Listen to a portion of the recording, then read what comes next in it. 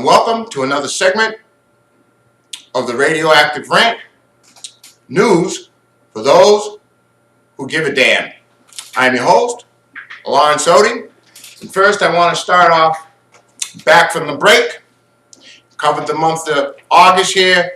Typically August is a slow news month, and that's the way I perceived it, but still there was a lot going on. And my first item here is that U.S. slavery reparations sought by Black Lives Matter. Okay, well, here's my rant on that. First of all, slavery was never outlawed in the Constitution of the United States of America. So first off, it was abolished. Slavery was abolished along with involuntary servitude, except as punishment for a crime. So here's what we want to do, Black Lives Matter.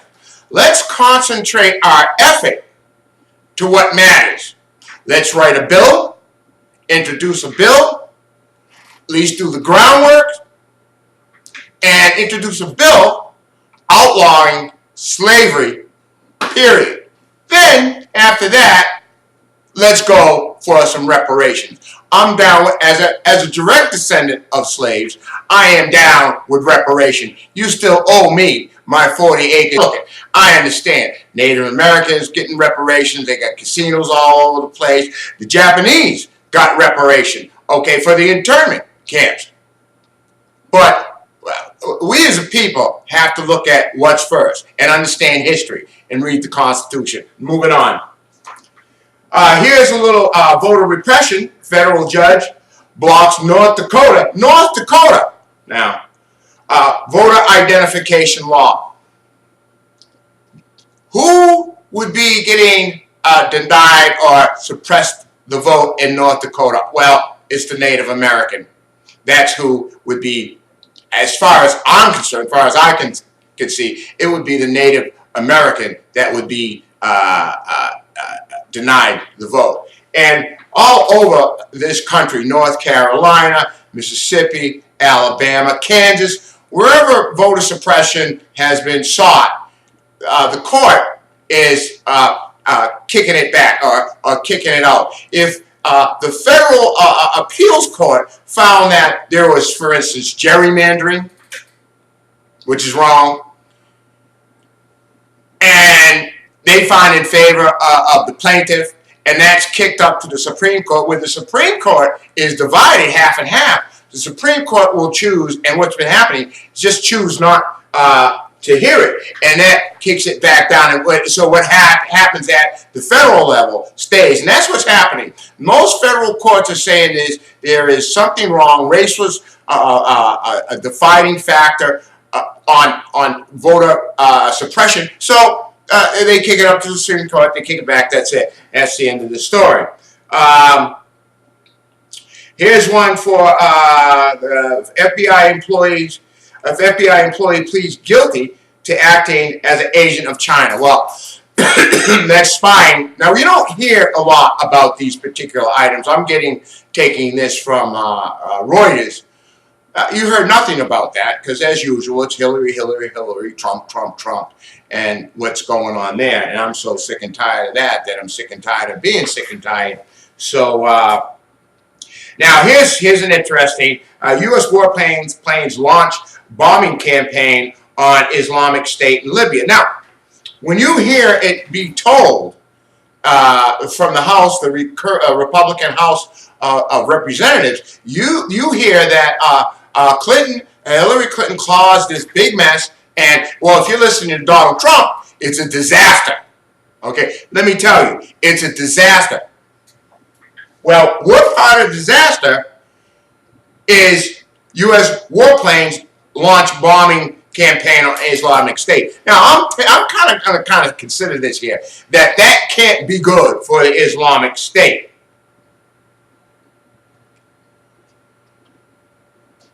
So, once again here we have on August 2nd, Maryland police kill unarmed black woman. Okay, we remember that one. That woman was a sovereign citizen. Okay, now that of course, this is back, like I said, August 2nd. Her name was, what was her name? Corrine Gaines, 23, Randallstown, Maryland. And it was bandied about that she was a sovereign citizen. So, in case you don't know who the sovereign citizens are, those are the people that believe that government is bullshit. And a little known fact, which I heard, is that a lot of the sovereign citizens are black folk. Okay, first of all, I don't hear about the sovereign citizens at all, but it's believed that she was a sovereign citizen. That's why she didn't have a license plate. Okay, and she went out in a blaze of glory. The funny thing about that, well, not the funny thing, the interesting thing about that case is that first it was that they knocked at the door, got entry into the apartment, and saw the woman sitting there with a shotgun and her baby by the side. Now, there's a contradicting story here. The next story is that the police kicked in the door, saw the woman with the shotgun, and blew her away. You take your pick of scenarios. Now, since that, and this is why I go by the month and cover stories, since that, and the news cycle works so fast that we don't even get a chance to really understand if she was a sovereign citizen. Let me see here. We're going to go right through here. Let me see. Chicago police watchdog inaccurately reported shooting incidents. Okay, so now we have in Chicago what we have. I'm going to talk about this a little later. You know, the gang wars that are going on out there, and you know, the cops shooting people. Well, I guess this was before they decided that they didn't want to go into those neighborhoods because they said that they weren't getting the support. So rather than do their jobs, they just stopped doing their jobs. But you had a watchdog committee that said there was inaccurately reported shooting incidents. Yay for the watchdog. Going abroad here. Okay, well, no, this is another interesting story. A lot of time, I actually had a guy on Facebook, and it sparked quite a thread. A guy, friend of mine, actually, I don't know him. It's just many people that I know through people that, you know, we get hooked up with an invite. And he said that, well, Obama hasn't done much for black folk. And I argued my argument very clearly. But here we have Obama cut short prison sentences of 214 convicts. Listen, people. In the 1800s, his name was Beccaria. Okay, I can't remember his first name. And he had a theory that, how about education instead of jail? But what's happening, and that's a good thought, and in that time, I think he was the same guy, or there was a person who went around, and I forget if it was England or France, that went around to the jails and looked at the deplorable situations. Ring a bell? So Obama, President Obama, the first black president of the United States of America, has actually went to the jails where, what? A large percentage of the occupants are African American. I don't know the percentage. I don't have that number on hand. But look it up if you want, if you're not paying attention. And this is the man, the first U.S. sitting president, who has actually went to the jails where all the, a jail, maybe a few, I don't recall, to a jail where all the black people, all the black men who are locked up there, and went to go see their conditions. And then he has pardoned. And you have to understand here, the president is not pardoning criminals. If you watch the right, or listen to the right, they will convey the message that he's letting hardcore felons go, you know, murderers and rapists and that sort. He is not. He is pardoning people who maybe got 3 strikes or were under the 3-strike law, and their 3rd strike was smoking a joint. Okay, and that's what he did. So that's That's what Obama has done for black folks, and that's significant. I mean, there are people sitting in jail for smoking reefer. That's this country, and that's the way it is until we can get that law reversed and make cannabis sativa legal.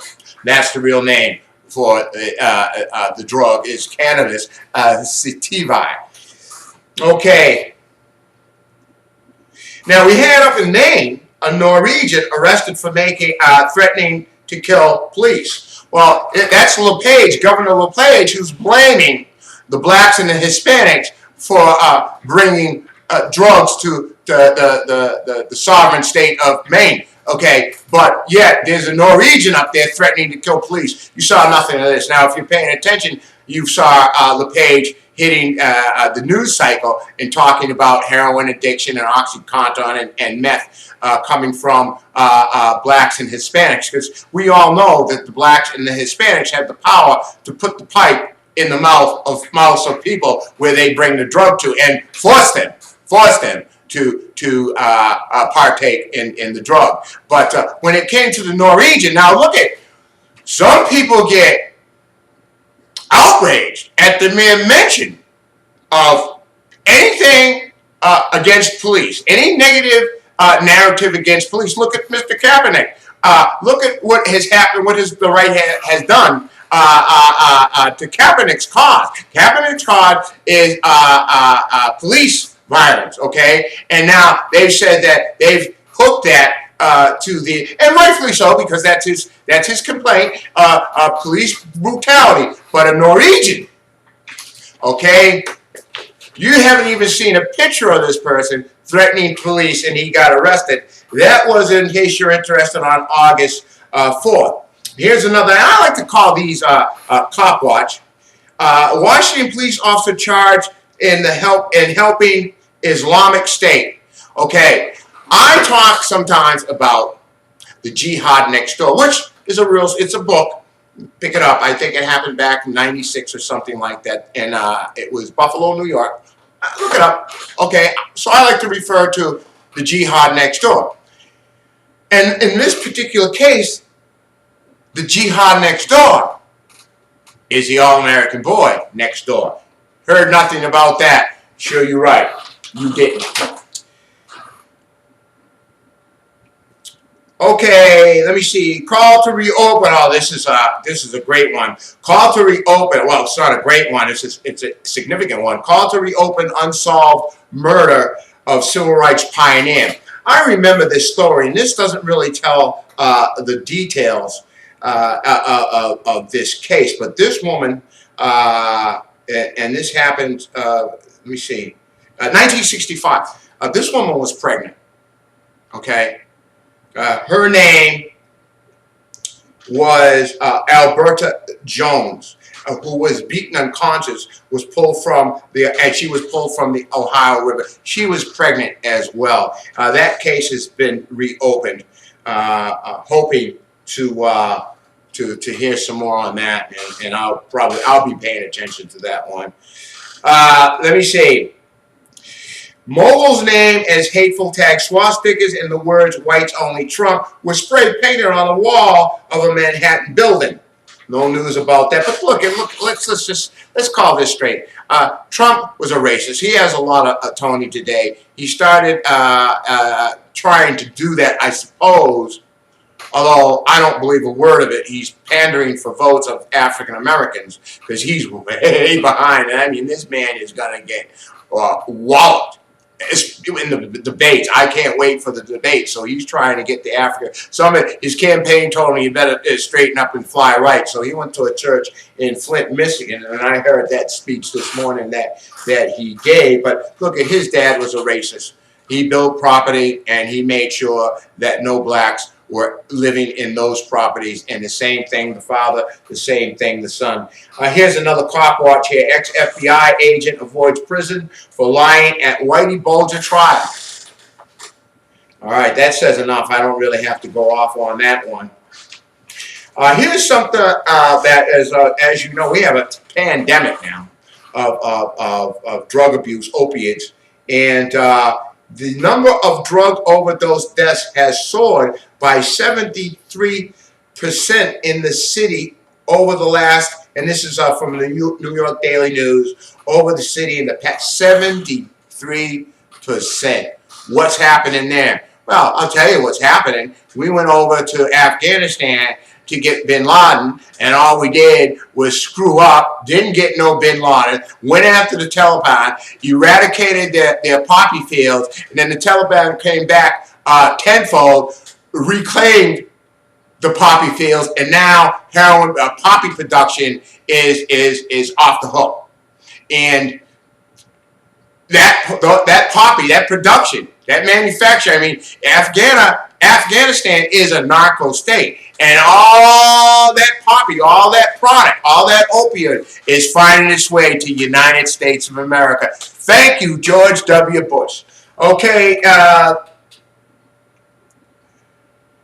so Clinton blasts Trump for inciting the violence. Okay, that's way back August 11th. Let's scroll down now. Police in Canada kill a suspect after receiving terrorist threat. Okay, let me ask a question here. Who are the #1 traders goods of the United States of America? Now, if you go north and south, you got it right. Canada and Mexico. You think it would be worthy to let people know that there are terrorists among us? Well, we already know that. But, you know, wouldn't it be, how can you say, pertinent to report that kind of stuff? Well, that's news. We're all up on the terror. We're all on the terror. Right next door, to the north, there's an incident. We know nothing about it. Okay, so let me see. We're going to go on. Police, the police, right? Police try to dispel Milwaukee crowds after a person shot. Now, here's the War Watch. Nobody's talking about this, and I think this is very, very significant. Kurdish forces launch fresh thrust to take Mosul from Islamic State. People, do you understand? If the Kurds go in and drive ISIS out of Mosul, that effectively cuts off their supply routes. And that's astronomical. Nothing. Not even a peep. For all you know, there's no war going on at all. Trump, Hillary, Trump, Hillary.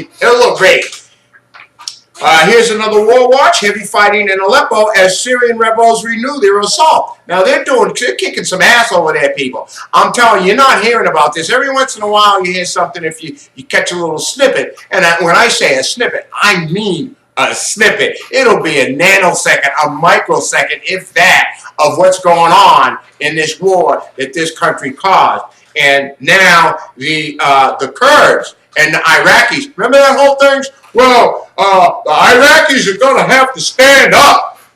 They're standing up big time. All right, so, and happy about that, okay? Let's see here. So, we already know about the riot in Milwaukee. That was a news site. That was a segment for once in a while. Now here and back to the War Watcher, just moving along. There is no order here that I'm going in. That would be a lot of work, and I'm not opposed to that. But I'm just getting back into my thing here. Russia says close to joint military action with U.S. in Aleppo. Haven't heard anything about that. That must be a secret operation. Okay. Now here's another one for all you medical marijuana people, and this is a plus for us. And I am one of those. The U.S. Department, well, I don't have a medical marijuana card, but I could get one, so I like to count myself in that group. The U.S. Department of Justice cannot spend money to prosecute federal marijuana cases if defendants comply with state guidelines. Okay, let me tell you what happened to me at the VA. I know that I think it is either the Senate or the House of Representatives came out and said the VA can now write prescriptions for medical marijuana. So I hit my doctor with this. Oh boy, you thought this was an avatar that came down and said atop her head, because the first words out of her mouth, my job, my job, my job. I can't do that. And she didn't even know. I think the bill was HR 617 or something like that. Look it up. Oh, I'm not going to lose my job over this. Well, now this piece on August 17th would pretty much null and void her fear. Now, what really is happening there is that that dictum came out, but the VA, the head of the VA, what's his name, Bob McDonald, he has still not issued that statement. Well, and I gather there's got to be a lot of writing going on, red tape, bureaucracy, and they have to get it down. But there has been no more said about that. Now, see, government works when it works, and it does what it doesn't. And here it comes out saying that, yeah, you can't be prosecuted for that. So I guess her job is safe as far as writing out prescriptions for medical marijuana. But first of all, the VA has to come out and tell their people that, yeah, hey, you now can write prescriptions for medical marijuana. Well, the wheels of progress turn slowly. We understand that. I understand it. I tell you that much. Coast Guard responds to a discharge and some more oil spilt in the Gulf. Yeah, we need that. We need that. I tell you what, there's not a lot of talk about this, but the Gulf of Mexico is dead. It's like a Black Sea. There's no life there. All the shrimp that you get, I suspect, when you go to Louisiana, is coming from Texas and Mexico. There's nothing in that ocean. That ocean is a dead ocean. Not a lot said by that. And I, for one, if I was going to travel someplace, there are two places that I'd never go. One is Florida, and two is Louisiana. You're not going to get me back down, get me to go there. They just killed that economy up. The people that were applying for subsidies because they lost their livelihood, all the shrimp and the restaurants going bust, people lost their livelihood. But all we can see is go down and get you some Popeye chicken.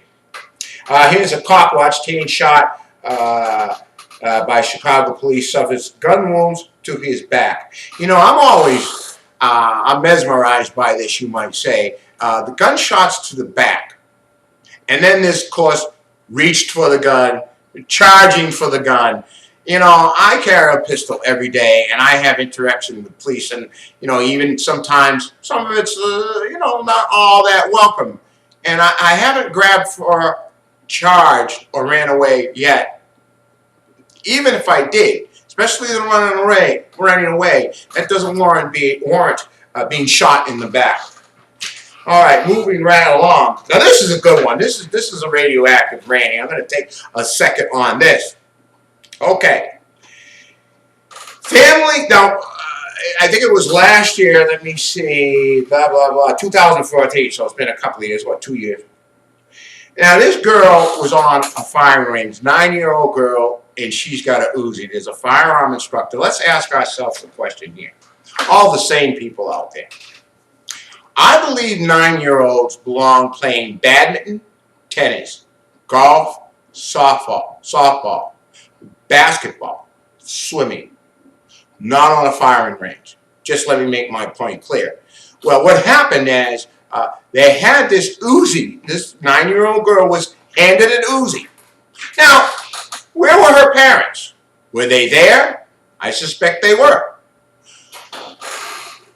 Who gave permission for the gun instructor to give this 9-year-old an Uzi? It's got to come from the parents. So she fired off a round, I guess, semi-auto, and then it was put on full auto, and she lost control of the Uzi and killed the gun instructor. Okay, now, get this one. Family files suit over gun instructor's killing at Arizona range. The family of the Arizona gun instructor, fatally shot by a 9-year-old girl with an Uzi submachine gun in 2014, has filed wrongful death lawsuit against the range and its owner. All right, come on. Now I understand I don't even call this tragedy. This is just stupidity. But now you want to be made whole, so you want to sue the gun range and, what did it say, its owner, because you, as a parent, allowed that 9-year-old to handle fully automatic submachine gun. And, we have to look at the parents, because the 9-year-old has to have consent from someplace, because 9-year-olds cannot lawfully just, walk around bandying a submachine gun. Let's look at it this way. A 9-year-old cannot walk into a bar and get a shot of whiskey. Same as a 9-year-old cannot go to a shooting range by himself or herself and ask to be handed a submachine gun. So I have a prediction here that the courts are going to say you show no standing. It was allowed, and it was, they're going to call it a tragic accident. As I said, I call it stupidity, and that case is going to be kicked out. I'll be following that one. Here's another one. Florida governor complains U.S. not doing enough to fight Zika. Governor Rick Scott is complaining. The federal government. Okay, let's take a look at this for a minute.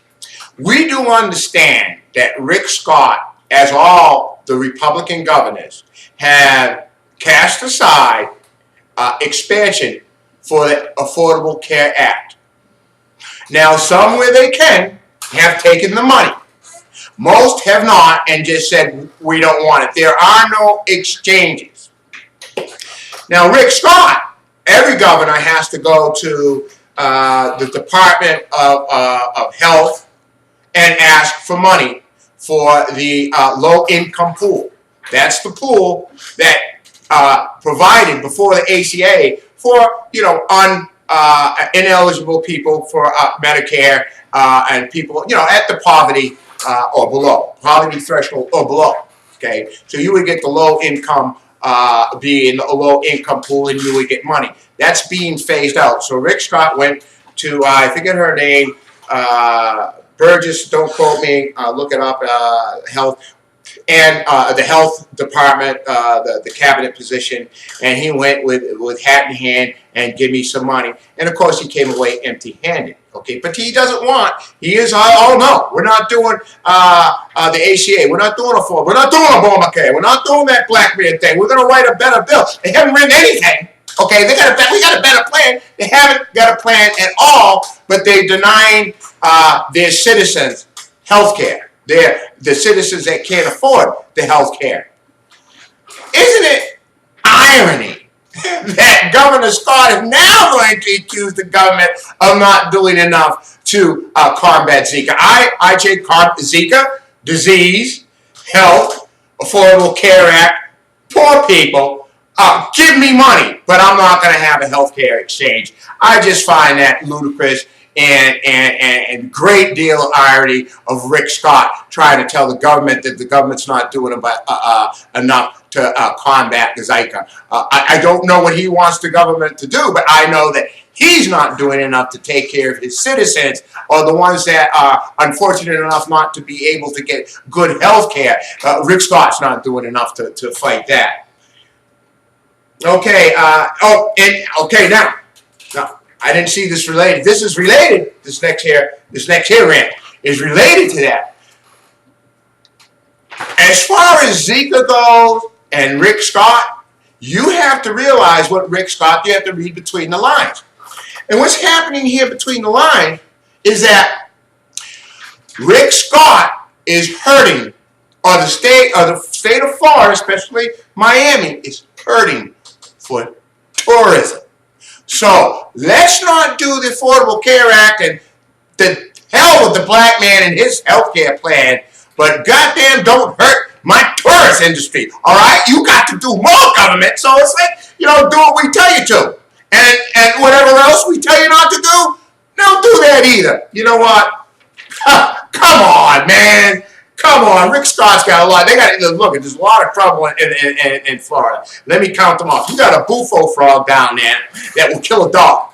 You got Siamese pythons, okay, coming out the Everglades. First of all, the Everglades is shrinking because the coastal waters are rising. Right now, they've got floods. And you're not seeing this on the MSNBC because, boom, tourism. Gotta have tourism. They're underwater. Parts of Dade County right now are underwater. Okay? So you got the Bufo, you got the Siamese, the Everglades is shrinking. Now you got Zika.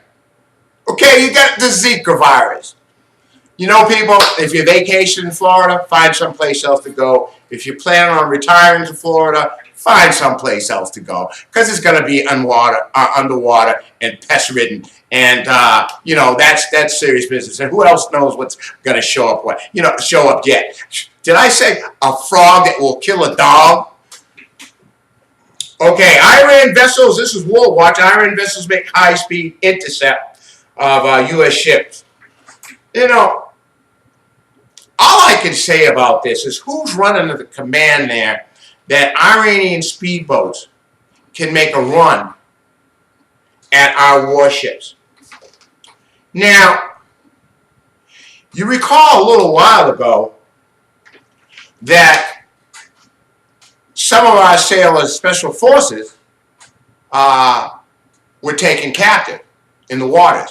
Now, you remember that also, if you're following that story, which you should be, because I know all you were on the terrorism watch, and thank you for your service.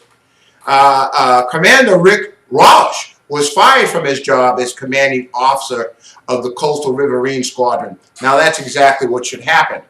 Those sailors should have never come into harm's way and being taken captive by the Iranians. And I contest as well that an Iranian speedboat should never be allowed to come in close quarters with American warship. I'm waiting for somebody else to get fired. There's something going on with the command of what some people will call the so-called greatest military on earth. I want to set that straight here just for a moment. Yeah, we are a power, but let's not forget the Chinese. And the Iranians, well, remember, Iran is Persia, and they were seagoing people, okay? Speedboats making a run at which, you know, I should think that the 350-inch cannons would have something to say about that, or at least the 50 calibers would have something to say about that, where you wouldn't get that close. I don't know what the whole, what is it, stand down until you're taken captured? There's something going on with the Pentagon and this rash of what's the word? This rash of events involving U.S. military and Iran and the Iranian Navy.